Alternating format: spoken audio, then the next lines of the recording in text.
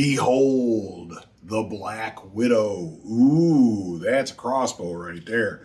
This is a modern, maybe even an ultra modern crossbow, shooting 450 feet per second or so, and with a 400 grain arrow. Thank you very much, Ravin. I held off a long time on getting the Ravin architecture here in the kingdom of Bunjie, but I gotta tell you, I really do like this crossbow. I like the fit and feel. A lot of people say it's too short, I get that, but once you're accustomed to it, I kind of like the compact size of it, I really do. The trigger kind of grew on me, you know, it's not a lot of trigger reach there. The distance isn't real good, but once you cock it, it comes out a little bit, and so it's longer. It's still not quite, you know, for my big hands, it's still not quite what I would be looking for. The only problem I have with this crossbow is it's an awful lot of crossbow, if you know what I'm saying. I mean, there's a lot of energy in a crossbow like this. I love the cocking mechanism too. Boy, that's just sweet. 2 handles too, just in case I lose one. But it really has changed my thoughts about a lot of the ultra-modern crossbow technology, especially the crank. But it has also convinced me of one thing that I think is probably the biggest problem facing crossbow hunters today with modern and ultra-modern crossbows. It's not limbs anymore, right? Like this one, I basically dry fired it and didn't even break a limb, right? I kind of screwed up. I shot arrows that I shouldn't have been shooting. Don't do that.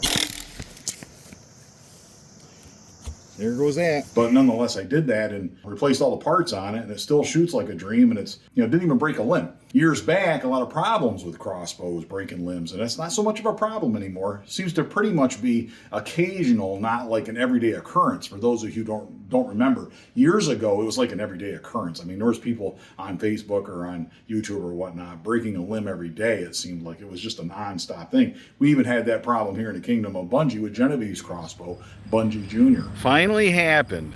Yeah. It finally happened. But, and I want to hear your thoughts on this, I think the biggest problem with modern crossbows, can you believe this? The biggest problem that we have is not limbs, not accuracy, not targets or arrows, although finding the right gear can be a problem. The biggest problem I think we have with modern crossbows is too much penetration. These crossbows out of the box are shooting in excess of 0.8, even 0.9 slugs of momentum. When you get up to that upper level, upper echelon of energy, it's like too much for modern targets. It's also too much for modern deer. It doesn't even stop.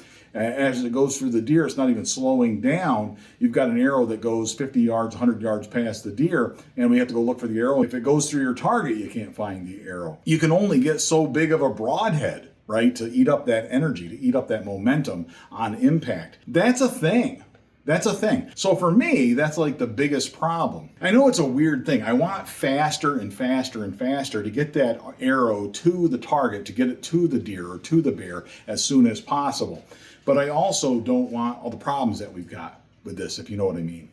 So this is an interesting topic of conversation, I believe. Let me know your thoughts on that. Can you have too much penetration?